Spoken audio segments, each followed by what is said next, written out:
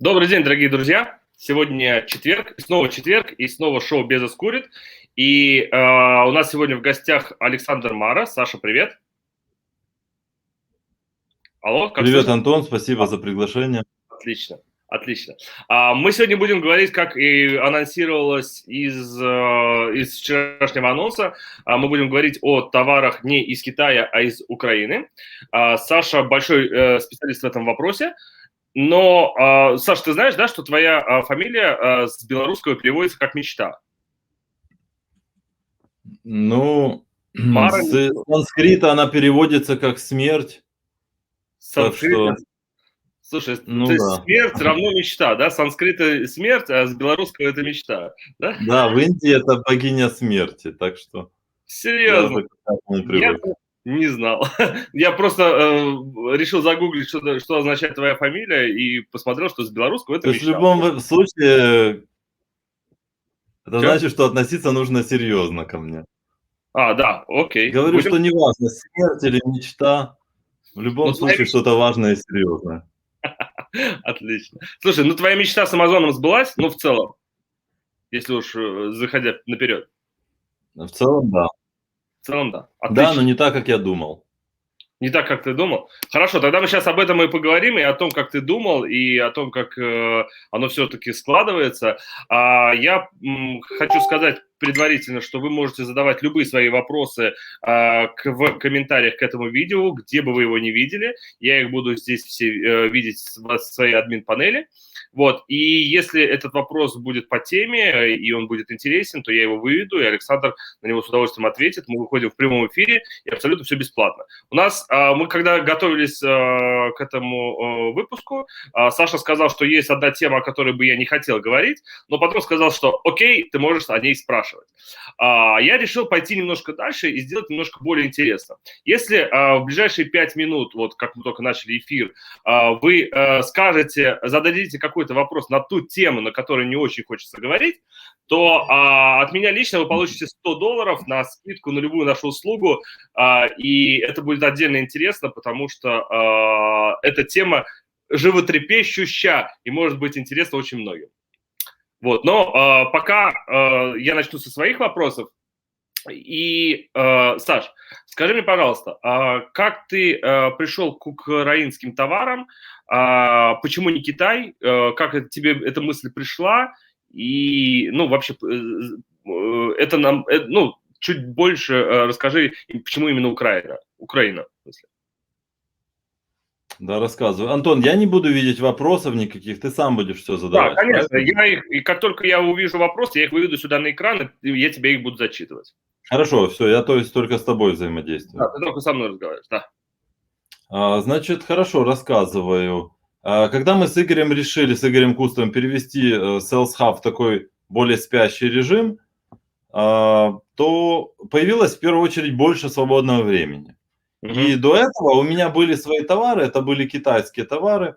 Я их продавал, в общем-то, но ну, как любой товар имеет какой-то жизненный цикл, то есть я вижу, что они начали тухнуть, я думаю, надо как-то то ли новые запускать, то есть я там поначалу, я уже 2 года назад было, я, по-моему, за это время запустил порядка 20 или 25, где-то вот так, новых товаров из Китая.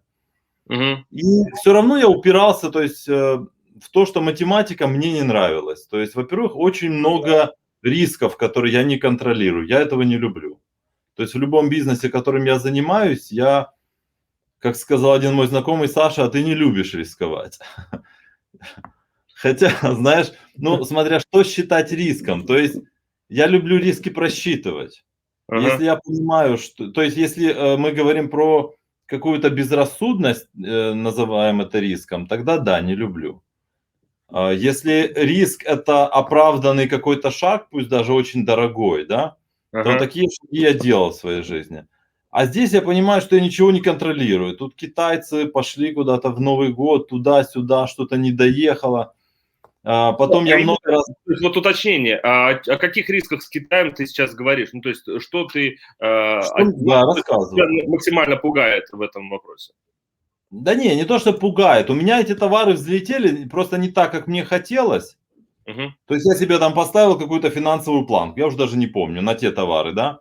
Оно Мгм. не достигло, можно было бы ими заниматься, но я так трезво на это посмотрел, что мне не понравилось. Первое, мне не нравится, что я не могу контролировать качество лично. То есть лично, ну, хочется заниматься каким-то не ширпотребом, чем-то интересным, да. Мгм. И чем более сложный товар, тем больше требуется какого-то личного участия. Или даже там посмотрел, ну, то есть вплоть самому даже участвовать в упаковке, ну, не лично я, имею в виду, что вот, что моя компания, да, там паковала, Мгм. отправляла, потому что Мгм. там проверил инспектор, а потом как-то не так опять разложили. Ну, то есть было столько всяких банальных таких ошибок, и я понял, что, ну, я не могу на это, все равно это будет все время. И Мгм. мне это не нравилось просто. Окей. Но если говорить... Это первое. Окей, давай. Мгм. Второе. Второе. То есть все вот эти, ну, ты как бы как-то левой ногой из-за угла все это делаешь, да, то есть я тут, а не там.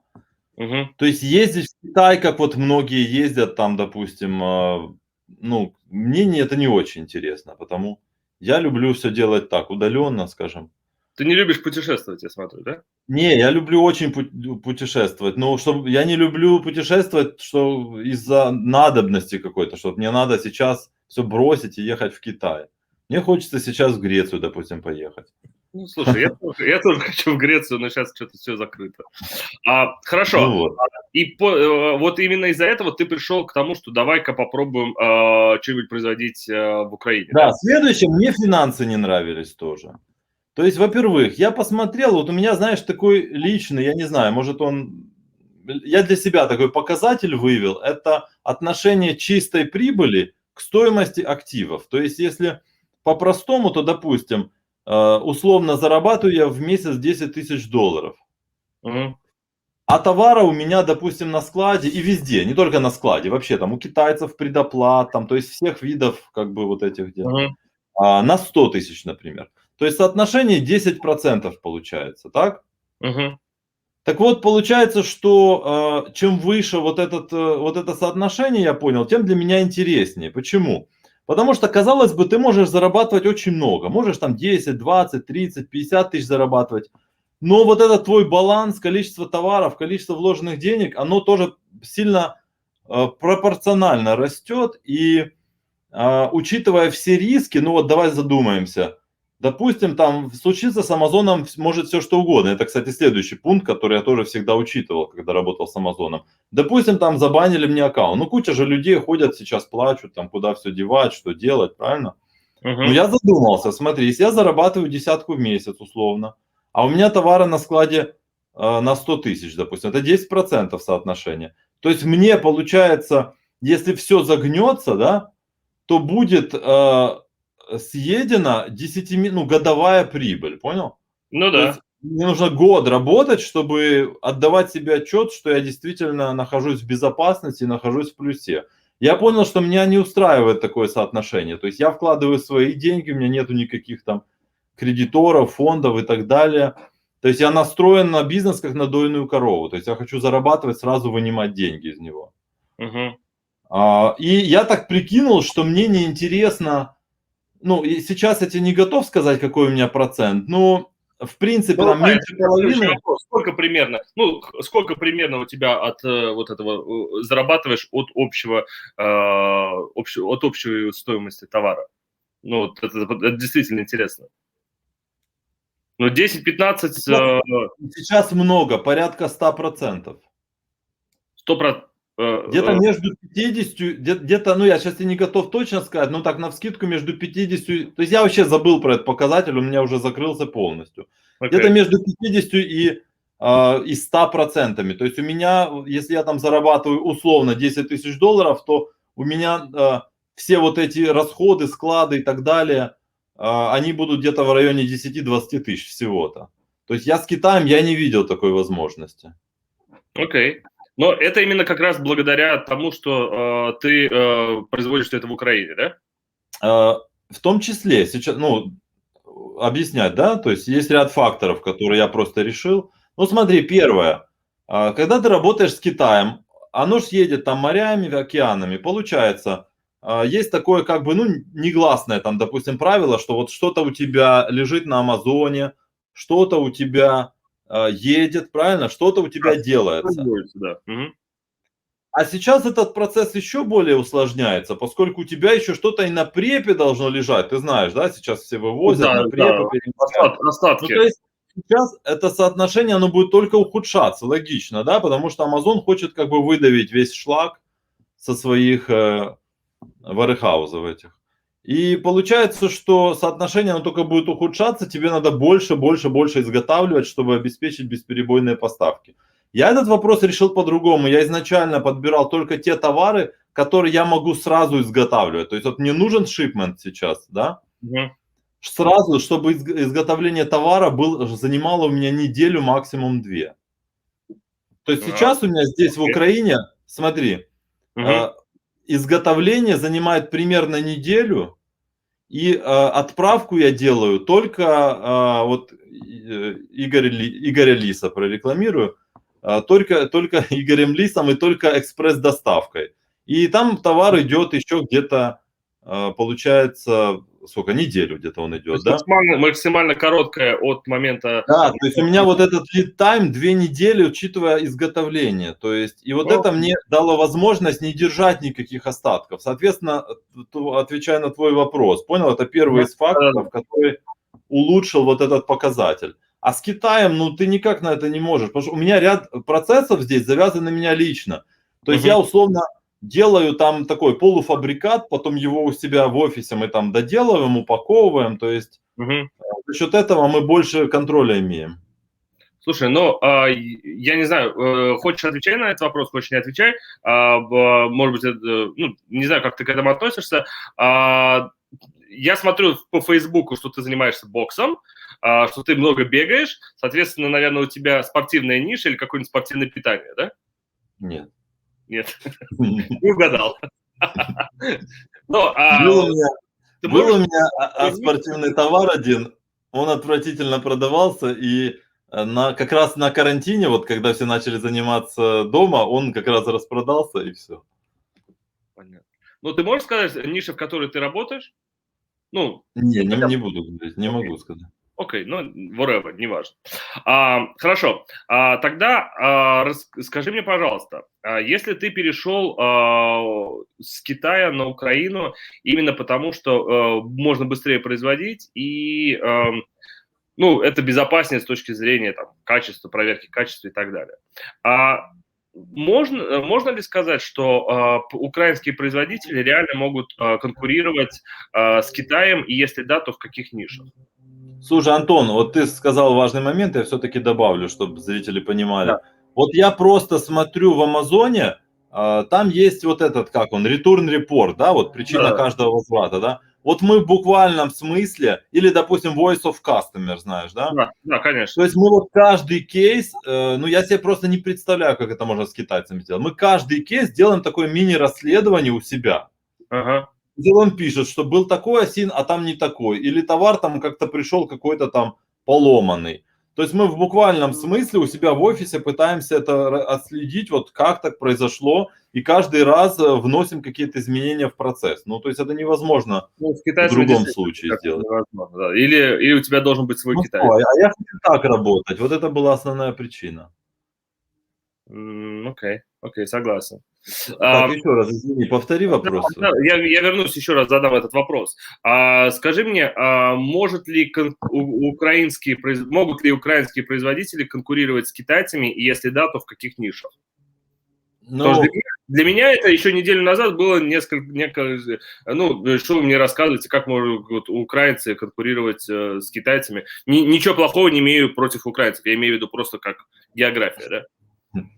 ну, не могут. Ты правильно мыслишь. То есть не могут не только ни украинцы, ни россияне, ни белорусы, никто не может. На то есть ряд факторов. Ну, Ну, смотри, то есть тут давай разберемся, что значит конкурировать. Давай возьмем простой показатель себестоимость, да, который каждый здравомыслящий амазонщик будет учитывать, когда делает ресерч. Что да. туда входит? Туда входит, собственно, производство и доставка, правильно? Так вот, доставка, она в принципе никогда не будет такой дешевой, потому что мало того, что, ну вот, допустим, я сказал, я экспрессом вожу, это 8 там или сколько долларов за килограмм, это очень дорого. Очень дорого. Но даже если бы я возил морем, это все равно было бы дороже, чем китайцы. Плюс там у китайцев оно все настолько дешево, я как-то читал, что там даже как-то правительство, оно датирует, да, вот этих всех производителей, чтобы как-то, короче, компенсирует им то ли стоимость доставки, то есть что-то такое. Ну, то есть они настроены на то, чтобы все эти продукты отправлять в Америку, потому они будут максимально стараться, чтобы доставка была дешевой, там неважно почему, и потоки большие, и вот я слышал, что какие-то дотации есть. То есть это надо принять, что доставка всегда будет дороже, она не может быть дешевле ни при каких обстоятельствах. Ну и, наверное, еще и объемы, потому что где Украина и где Китай. Да, совершенно верно, конечно. Ну, Китай возит сразу через океан, там через Тихий океан, кораблик вот он тебе в Калифорнию пришел. Конечно, да. А из Украины как бы куда? Ну, такая себе история. Окей, согласен. Второй фактор – это производство. Да.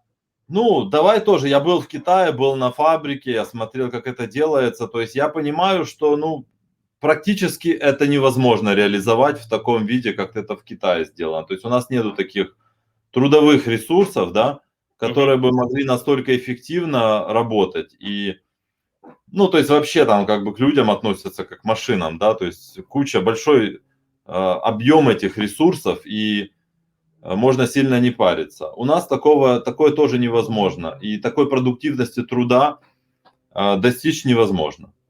Ну, это так, я не экономист, я так просто сел, и вот то, что я видел, сел и размышлял. Следующий момент, вот хорошо, из чего состоит товар? Там человеческие ресурсы и материалы. А вот тут, кстати, уже немножко по-другому, потому что ряд материалов, смотри, ну, большинство вещей, которые мы используем, они тоже импортные. Средства производства в Украине, они импортные. Но все-таки, если мы говорим про какой-то там станок, то, ну, все-таки он амортизируется дольше, да, то есть там есть уже возможность. Можно там бэушные покупать оборудование в Европе, то есть тут есть возможности. А вот материалы, тут, кстати, возможности есть очень хорошие. То есть есть материалы, которые у нас в Украине, в России и в других странах, они дешевле, либо они эксклюзивные. Вот в этот вопрос я в свое время немножко зарылся. Что я увидел? Ну, во-первых, я не знаю, как там в России, у нас в Украине здесь дерево. То есть, в принципе, тут не надо было, я просто сам из Черниговской области, я просто знаю, как там у нас лес пилят, все это возят, причем возят в Турцию, там, куда угодно. То есть, это, в принципе, уже мне было понятно, что лес – это конкурентный продукт, и если бы это было невыгодно, этого бы не делали. Плюс у китайцев там оно из какого-то бамбука делается в основном, то есть, у них нету леса в таких объемах. Если бы они его использовали, они бы его вырубили, скорее всего. Там сразу. Ты знаешь, что в 2019 году самым крупным поставщиком в Америке, самым крупным поставщиком древесины в США стал Китай. При этом у Китая официально запрещено вырубать лес. Ну вот. Да, то есть все это из России. Ну, может быть, да. Да, и сейчас вот, ну, то есть в нынешних условиях, я сейчас смотрел, сколько что стоит в России, то есть в Америке древесина, с учетом того, что она идет через Китай, дешевле, чем она стоит в России. Ну, в такие дебри я уже не вникал. Ну, окей, да, это как... То есть я понял, что первые все-таки материалы составляют сырье существенную часть себестоимости. Потом я думаю, давай-ка я гляну сырье. Ну, сразу обратил на себя внимание древесина. Потом обратил на себя внимание текстиль, потому что здесь, ну, скажем так, есть варианты всякие тоже, которые у нас производятся на неплохом уровне. И потом я еще обратил внимание на изделия из металла. Все-таки у нас тоже металл свой есть. Ну да. Но единственный минус металла – это все-таки вес его. Он становится тяжелым, да. Да, про вес, кстати, я еще отдельно потом пару слов скажу, учитывая, что я вожу только экспрессом, это тоже существенное ограничение. Ну, да. И последнее, это не совсем такой материал, я обратил внимание, ну ты знаешь, наверное, вот если ты интересовался там структурой рынка на Etsy, допустим, то ты видел, что большинство там таких даже не из России, даже не из Беларуси, то, что я вот вижу, я там уж аналитику не знаю, но то, что действительно делается вот в плане одежды там интересное, ну, большинство делается в Украине. Я не знаю почему, как, ну вот. Ну, то есть мы имеем некий актив вот этих хендмейдщиков. Ну да, Я на них тоже хендмейд посмотрел. делают в Украине, да? Ну, то Да, есть, очень много. То есть я не знаю, чем думал Эти, когда запрещал регистрацию. Наверное, уже хватает там. ну, наверное, да. Ну, слушай, очень интересная тема, то есть дерево, одежда, металл и какой-то хендмейд, вот в этом можно посмотреть не на Китай, а на украинских производителей. Да, ну это то, что я только нарыл. То есть я просто говорю, что а,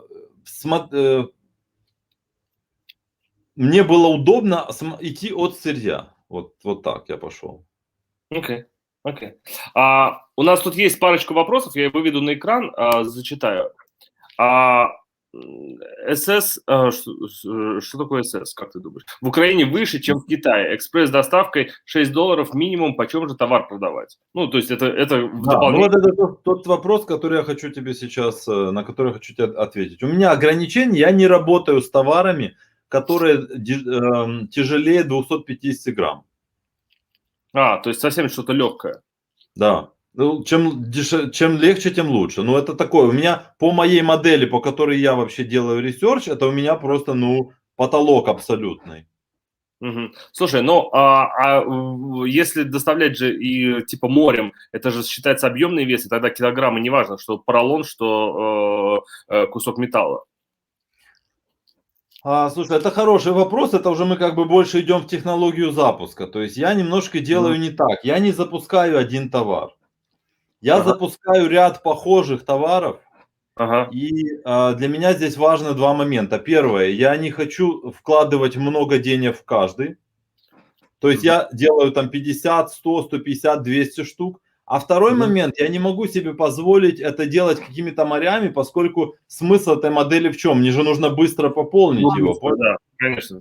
Ну вот, потому тут я знаю людей, которые возят морем из Украины. И вот Игорь Лис и его компания дают такую возможность. То есть я бы сказал, это мой просто подход. Если Я кто-то понял. умеет запускать вот именно по классике, да, там 1000, 2, там 3, 5, пожалуйста. То есть доставка морем, она, ну, скажем так, тут обратитесь к Игорю, спросите, там не Ну да. такая уж большая. Ну вот Саша Хохлов пишет, что доставка с Украины сейчас не дороже Китая по моим данным. Александр Мара, интересно, почему у тебя не так? Не, ну не так, наверное, потому что я же говорю, я Потому что... морями сильно не углублялся. Я что-то так подумал, посидел, и плюс я сказал, что я быстро пополняю, и все. После этого я периодически думал, а как же мне сэкономить? А может сейчас взять, наделать кучу товаров, да, отправить там контейнер. И вот все равно я потом считал все связанные с этим риски, а вдруг вот это у меня там будет лежать просто на складе. Ну, в общем, я посчитал, и мне это все равно невыгодно. Если это же типа базовая модель, да, то есть ты сначала первую отправляешь там какую-то небольшую самолетом, экспрессом, одновременно отправляешь кораблем, и пока заканчивается первая, то есть приезжает вторая. Ну, типа такая Так какая-то. вот, моя модель, я и последующие тоже отправляю самолетами. Я понял. Ты не любишь рисковать, хотя бокс и риск это, по-моему, понятия несовместимые. Ну, то есть можно же пропустить, нет? В боксе нельзя рисковать, ты не можешь идти на неоправданный риск. Ну, сразу. И сразу накал. Ну, это я просто очень часто Там не смотрю. бывает случайности, все системно. В ленте появляются просто твои занятия боксом, то есть я смотрю, блин, ну, пропустишь, и все, и я бы ушел уже, Ну, знаешь. то есть, если кто-то более подготовленный, он в любом случае победит. Там нету чудес. Ну, это как с футболом, да, то есть можно было рассчитывать, что Украина пройдет максимально далеко, но с Ну, да, Англией, наверное. ну, тут как бы шансов уже нет. Еще один вопрос. Еще большая проблема, украинские производители не умеют делать заказы под ключ. Да, совершенно верно. Не А, умеют, потому я Расскажи. в первую очередь ищу сам товар, Мгм. а упаковку мы разрабатываем сами, не умеют. То есть, Ну, то есть ряд процессов я сам делаю. То есть вроде бы, ну, это по-моему, наша русско-украинская тема, в принципе, вот все вместе, да, то есть когда мы, там, типа, смарт, умные люди, да, то есть мы можем что-то изобрести классное, но вот подготовить под продажу, то есть упаковка, там вот какая-то вот красота навести, мы это делать не умеем, это вот только американцы, ну и, соответственно, китайцы, потому что Ну, я американцы... сразу это понял. Я начал ресерчить, сразу это понял, как бы, и просто взял это на себя и больше этим вопросом не интересовался. То есть все, меня все устраивает. Но такого, если вы ждете, что вам вот так, как в Китае, все там упакуют, сделают. Ну, есть у меня один такой поставщик, но это просто чудо, это очень большая редкость. Но это именно потому, что еще не дошел уровень сервиса, наверное, да? Ну, то есть еще не понимают, производители еще не понимают важность вот этой вот красивой упаковки, ну и там финальных этапов каких-то, да? Ну так они же почему ее не понимают? Потому что нету еще такого спроса. То есть если бы таких амазончиков там было сейчас миллион, то есть они же работают на внутренний рынок, здесь это не надо. Вот и вся причина. Ну, ну да. Были у нас в детстве игрушки, прибитые к полу, да? Ничего не крутилось, оно было вот Ну, в общем, фиксировано. я не воюю с этим. Я просто сразу Да, это понял и сразу это решил для себя. Скажи мне, пожалуйста, если, ну, для тех людей, кто нас сейчас смотрит, все-таки мы поговорили про ниши, куда идти, куда бежать в случае, если я хочу вот изменить, ну, или изменить, или начать новое производство товара не в Китае, а в Украине? Как вот ты бы начал это действовать? Ну, если с нуля. Ну, мне, в свою очередь, очень повезла практика, в смысле, была очень полезна практика работы с Etsy. Поскольку в Etsy как раз очень много идей. Просто, ну, нельзя ни в коем случае ставить равно между ресерчами Etsy и Amazon, там абсолютно разные подходы, да. Но вот много идей я набрался оттуда. То есть я понял, ага, как они это делают. А я понял, что они это делают в Украине. И вот, не знаю, могу так ответить на этот вопрос. То есть ты заходил на Etsy, грубо говоря, ты заходил на Etsy, смотрел, о, прикольный товар, давай я подумаю, как его произвести, и заходил с этим товаром на Amazon, да, или нет? Да, ну, это один из источников был. Одна из идей, которую я взял, потом я ее сильно кастомизировал, но факт в том, что ну, натолкнула меня на это именно Etsy. Именно Etsy. Скажи мне, пожалуйста, ну, как я понял, если ты запускаешься все-таки экспрессами, то каждый товар у тебя нет таких товаров, которые там продаются 100 штук в день. Ну, то Да, есть совершенно верно. у тебя все-таки в более широкую вариацию, да, то есть каждый товар, и больше товаров, меньше продаж, да? Ну, Да, меньше. совершенно верно. Почему так? Ну, то есть именно исторически так сложилось? Это твой метод или, ну, почему? Это мой метод. Смотри, я понял один чит-код, тот, который я тебе говорил, ну, когда мы готовились к встрече, что я его расскажу. Значит, я понял, что в лоб с китайцами воевать, ну, не получится. Нет никакого в этом смысла. Скорее, этот ресерч, который я делаю при товарах из Украины, это скорее как поиск чит-кодов. То есть поиск того, что китайцам по какой-то причине не то, что они не могут, а им это не интересно. Так вот, я понял, что китайцам не очень интересно делать товары. Ну, это мой опыт, тут можно спорить. Может, в других нишах по-другому. То, что я делаю, то, с чем я работаю, вот у меня так. Им не очень интересно делать товары, такие слегка кастомные. То есть слегка кастомные, это если мы условно, знаешь, там, я не знаю, возьмем новогодние игрушки. Вот у нас, кстати, в Украине есть там фабрика вот этих елочных игрушек, да, допустим. И будем там писать вручную какие-то поздравления, только это не customized, понял? Не так, как в Etsy. То есть я этого не делаю. Я говорю, что вот как ты приходишь в магазин, а там куча брелков, там Саша, Коля, Вася, сердечки, знаешь, висят, там ты там выбираешь какой-то. Вот, ну вот смотри, я сразу там генерирую идею вот такую, что, допустим, мы берем елочную игрушку, есть некая заготовка, которая уже есть на складе, тебе нужно ее немножко вот кастомнуть, скажем так. И, допустим, я там подумал, что, а что если я буду писать там поздравления, там, допустим, ну, имена там, допустим, для Джона, там, для Сильвии, для Да-да-да. какой-то, для Вани, для Пети, да? И вот я там сделал 50, например, таких кастомных игрушек с разными именами. И Мгм. вот уже тебе 50 осинов. Да. Производителю, он в принципе может это сделать, ему все равно, у него как бы заготовка, она уже есть, тысячами сделана, да, ему надо только нарисовать вот эти вот имена. Так Китайцы вот, в этого чем делать не будут. прикол? Ну, А?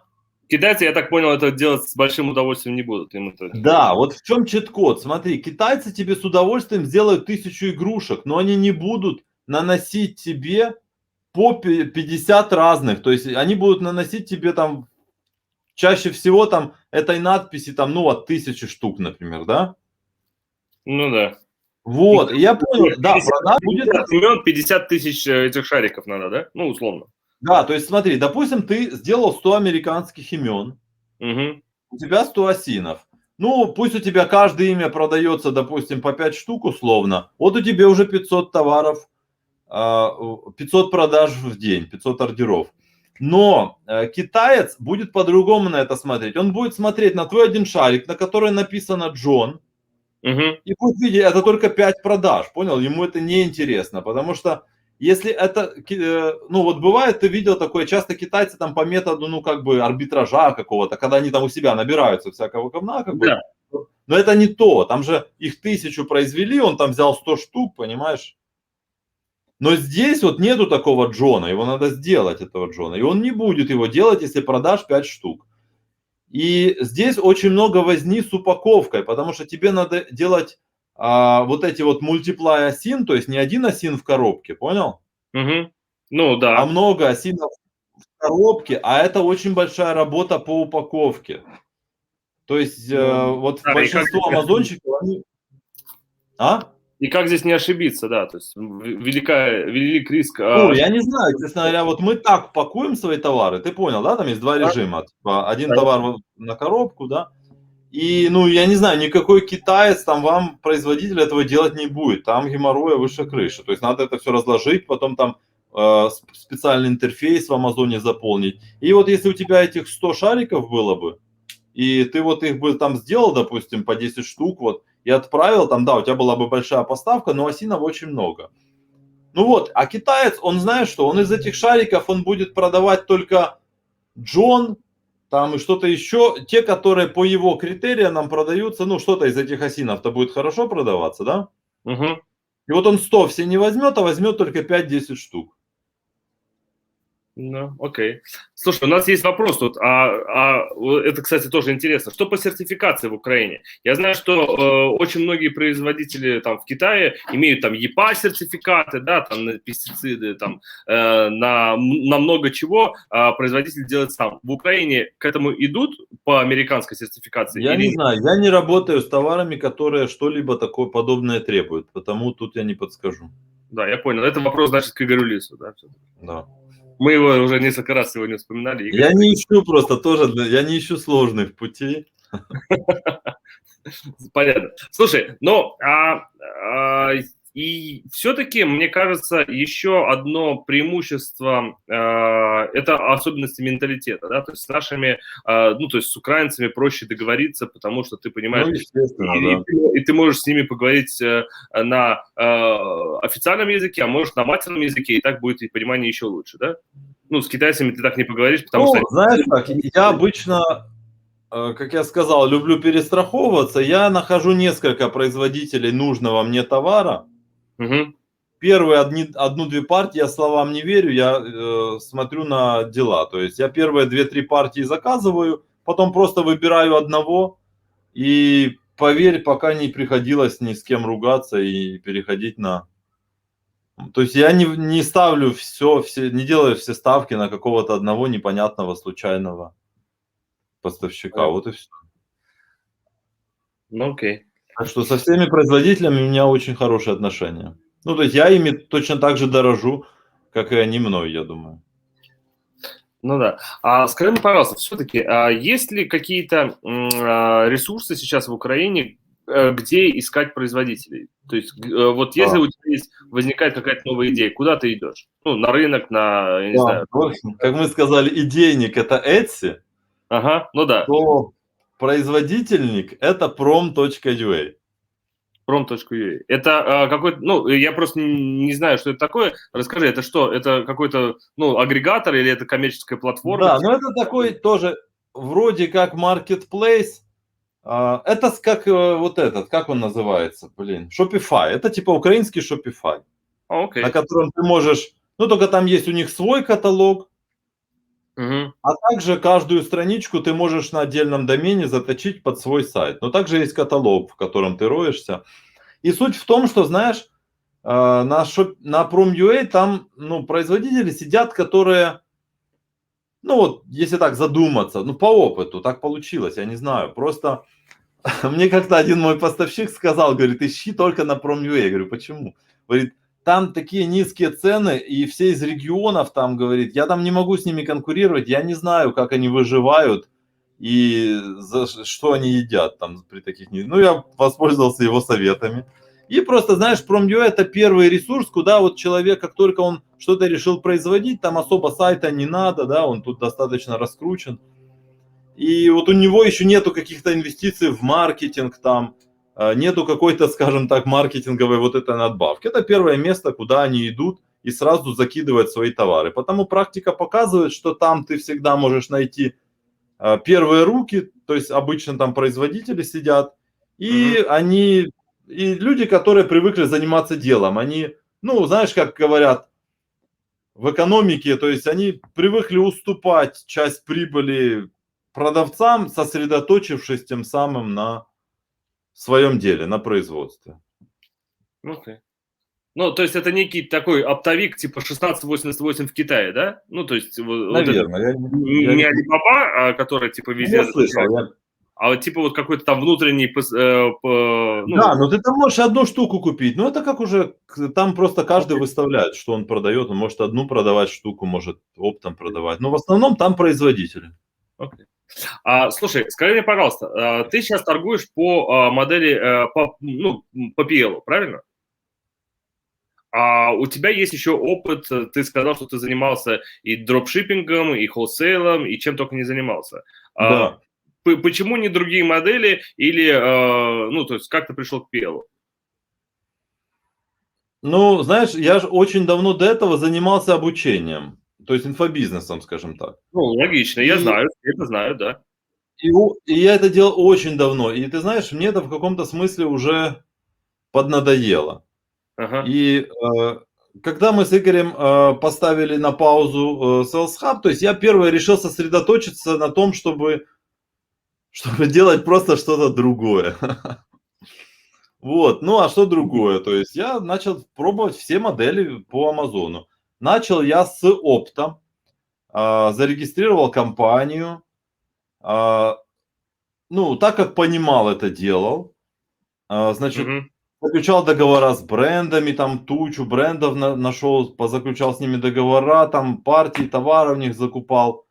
У меня не получилось. Я этим занимался практически полгода, причем достаточно много, чтобы проанализировать причины и понять, что... Ну, я понял, почему у меня это не получается, я понял, что быстро это никак решить не могу. И, в принципе, понял, что финансово эта модель мне тоже не очень нравится. Но это твоя личная история, я так правильно понимаю? Личная, да. То есть я знаю людей, которые очень эффективно работают, но я понял, что есть ряд ограничений моих личных, и я так не могу делать, как они. Я понял. Ну вот, друзья, вы можете еще задать свои вопросы Александру, спросить у него все, что хотите, или потом уже в личных сообщениях после того, как... Следующий это дроп. Да, дроп. Потом я занялся дропом. Дроп это же грех или нет? Ну, как говорил мой знакомый, мы были молоды, как-то зарабатывали как могли. Как могли, да? Крутились как могли, окей. Да, но в дропе у меня были результаты. Ага, дроп из Америки или из Китая? Не, из Америки. Из Америки, окей. Да. Были результаты, мы достаточно хорошо даже в моменте взлетели, даже я там много аккаунтов, ну, не на одном аккаунте мы это делали уже. Потом нас засыпали вот этими A-to-Z клеймами. Ну, в общем, я все понял. Но тут причина даже была не столько в деньгах. Ну, я помню, мне это не по душе. Ну, вот это постоянно сидеть, париться, там постоянно что-то прилетает. Но это особый склад ума нужен.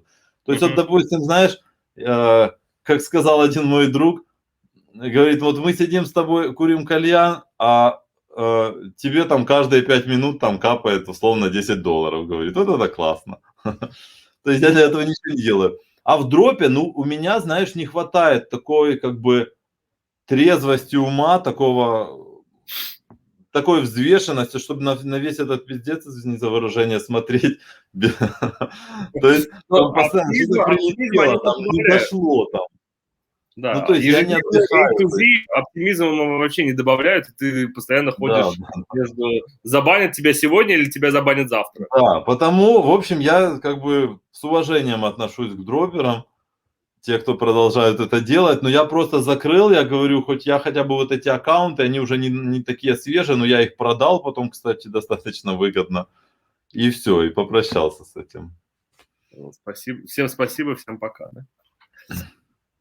Слушай, но я не могу не задать этот вопрос, хотя у нас в комментариях никто этот вопрос не задал, я все ждал, когда же кто-нибудь напишет, ну, значит, задам только я. Как у вас сейчас отношения с Игорем, где он и как он, планируете ли вы что-нибудь разморозить или не разморозить? Ну, отношения у нас такие деловые, можно сказать, встречаться мы не встречаемся. То есть мы поставили Sales Hub на паузу, тоже по таким очень, ну, никакого конфликта у нас там не было, по вполне просто устали, да? понятным причинам, да, то есть, ну, то есть это банально стало невыгодно. То есть для меня, если взять вот, ну, любой бизнес, это обмен, если не времени, то, по крайней мере, своих каких-то жизненных, да, там, ресурсов. То есть я просто понял, что для меня этот обмен, ну, невыгоден, да, в тот момент был уже. Ну вот. Затрат было больше, чем возврата. Да, то есть каких-то эмоциональных затрат было больше, ну, то есть вообще, когда ты работаешь с большим количеством людей, с большим количеством клиентов, тут, ну, постоянно вылазит очень много каких-то вопросов, которые нужно решать, да, то есть нужно... Я все-таки привык, ну, те люди, которые я знаю, продолжают работать. То есть это либо такой какой-то, ну, небольшой бизнес, когда есть возможность уделять время с каждым, решать вопросы каждого человека. Либо это такой здоровый пофигизм, да? Ну да, когда уже, ну, вот хочешь бери, хочешь не бери, да? Да, то есть вот как бы написано там, если тебе что-то не подходит, то вот знаешь, я, наверное, не смог перешагнуть между... То есть я все это делал, но как бы держал себя в голове все эти там трудности, которые возникают. И в какой-то момент просто для меня лично это просто стало достаточно тяжело.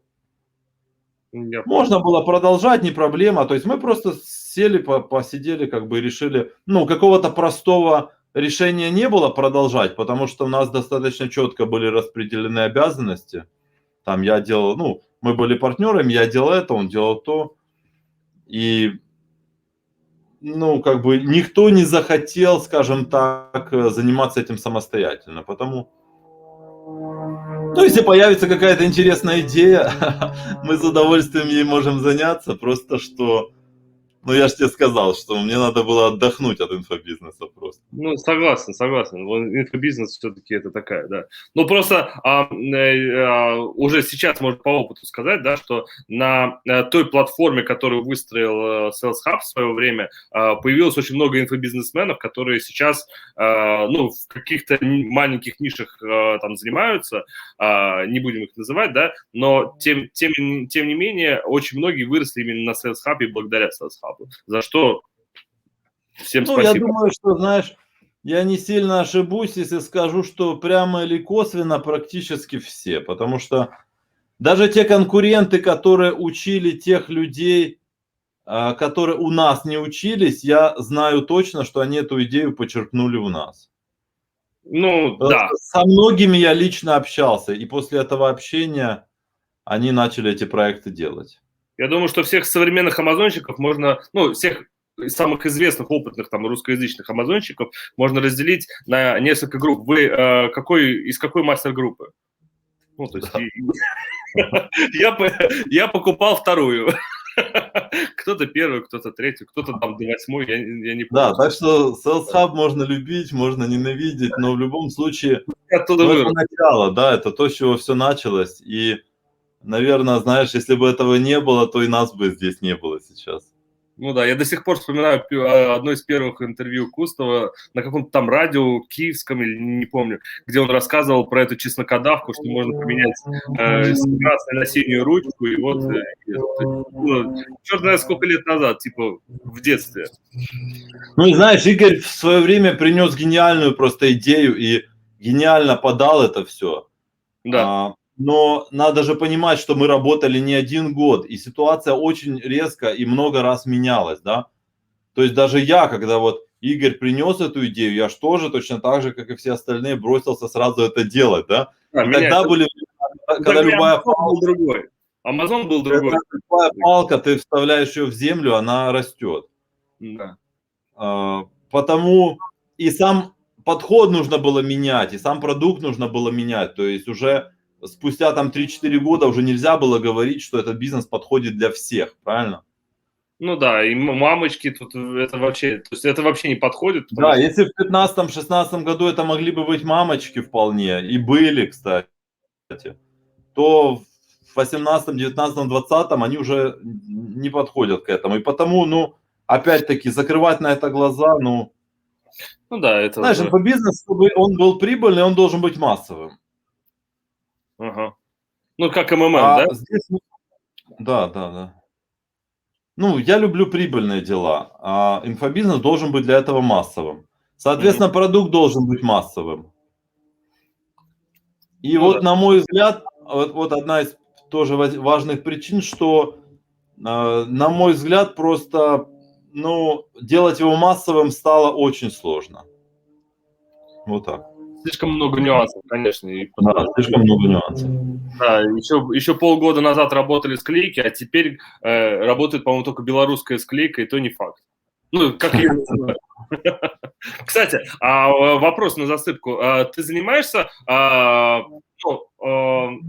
не занимаешься, а используешь ли ты какие-то специфичные методы продвижения? А давайте что-нибудь склеим. А ну подожди секунду, я закрою окно, там самолет летает рядом. Окей.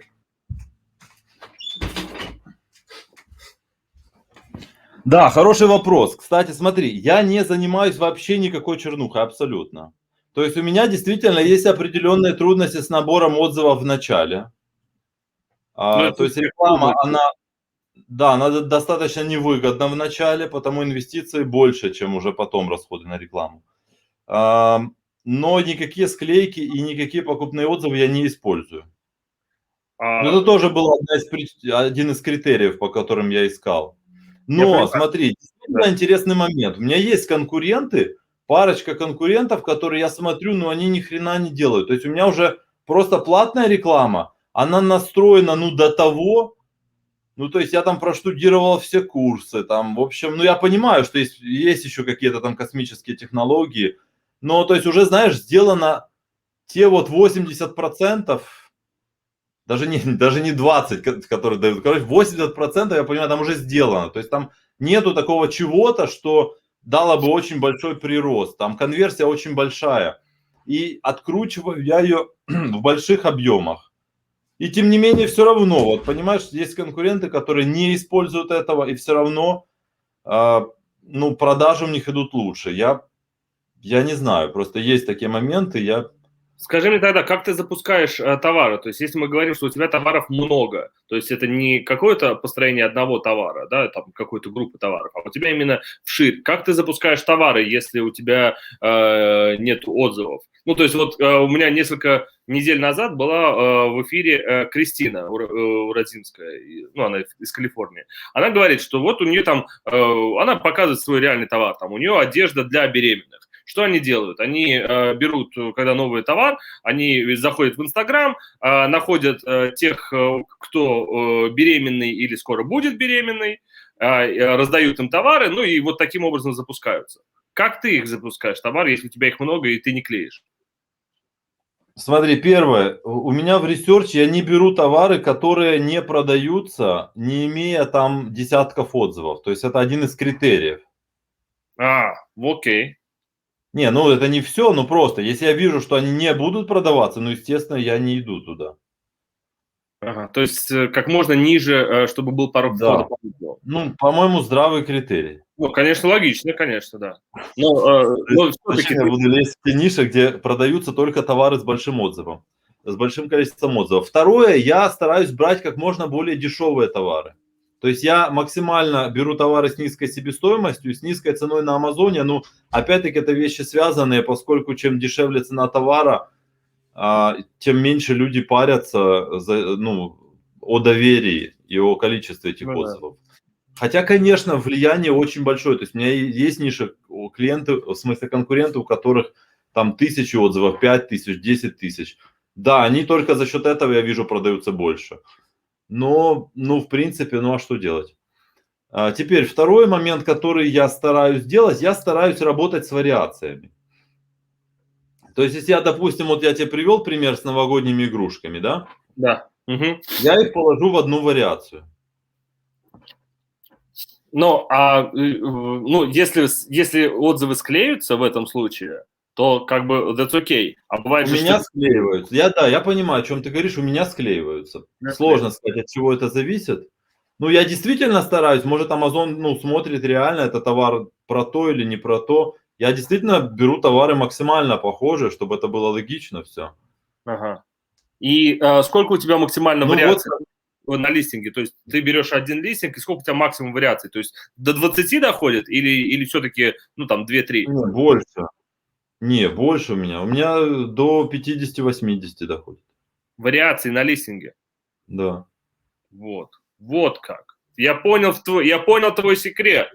Делай больше вариаций. Я же тебе сам сказал. Берешь, говорю, новогодние игрушки. Я тебе сказал цифру 100. Ложишь их в одну вариацию. Я не сразу догнал, знаешь.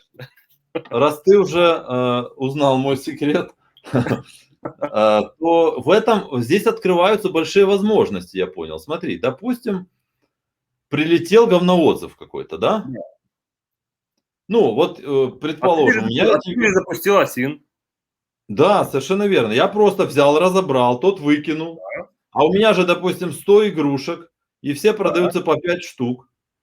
Всего 500 продаж. Я беру, один выкидываю, новый перезапускаю. Все. То есть я когда это понял, так это же оно. Ну, это же круто.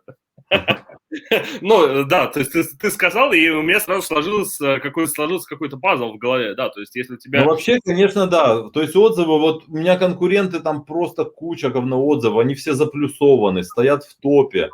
Причем, знаешь, как обычно, это по классике, то есть действительно клиенты пишут, что товар не соответствует, там прям с фотками, совсем, и все равно оно продается больше. То есть это, конечно... Ну, да. Послушай, Безос ушел, поэтому, возможно, что-то станет по-другому, может быть, что-то изменится. И ты же знаешь, да, что 70 тысяч человек, по-моему, подписали петицию, чтобы ему не разрешать возврат, когда он полетит сейчас в космос. Я не знаю об этом. Да, то есть всемирная какая-то была акция, типа подписали петицию, чтобы сейчас Безос полетит 20 июля, кажется, он полетит в космос, чтобы его обратно не пускать. Ну, типа... я тебе уже сказал, знаешь, я стараюсь не искать возможности в ситуации, а не пытаться как-то там воевать с Безосом, потому что, надо понимать, что у каждого человека свои возможности, свои ресурсы, и было бы, наивно полагать, что ты можешь как-то существенно влиять на эту машину, правильно? Так Ну, что к сожалению, да. К сожалению, да. да, мы можем там фантазировать себе что-то, но если мы хотим зарабатывать, все-таки нужно в первую очередь научиться работать с тем, что есть. Ну да. Саша, спасибо тебе большое, было очень интересно. Я узнал для себя много нового, и я думаю, что люди, кто у нас нас смотрел, нас даже сейчас смотрят больше 40 человек, тоже узнали очень много. Спасибо тебе большое. Это Желаю, много 40 человек? Сколько обычно смотрят? ну, как правило, там 40-60 человек постоянно в онлайне. То есть мы выходим одновременно на площадках, это один канал на YouTube и 7 групп в Фейсбуке, и потом мы еще расшириваем нашу запись и смотрят Да, я достаточно хотел лишь напоследок сказать, что никаких услуг я не продаю, консультации не оказываю, а если оказываю, то только просто потому, что мне нравится человек. Спасибо, ты очень позитивный, и желаю тебе успехов и в спорте, и в Спасибо. жизни, и в Амазоне, чтобы все сложилось. Ну, а если вам нужна помощь по открытию аккаунтов компаний США, бухгалтерскому обслуживанию, я не знаю, банковских счетов, то вот здесь вот внизу ссылочка, пожалуйста, пишите, звоните, буду рад вам помочь. Если, Саша, будешь в наших краях, в американских, я имею в виду, буду рад с тобой встретиться, лично с тобой познакомиться. Да, буду когда-то. Когда-то будет. Увидимся. Спасибо. Это был шоу «Бизнес курит». Увидимся через неделю. Пока. Спасибо.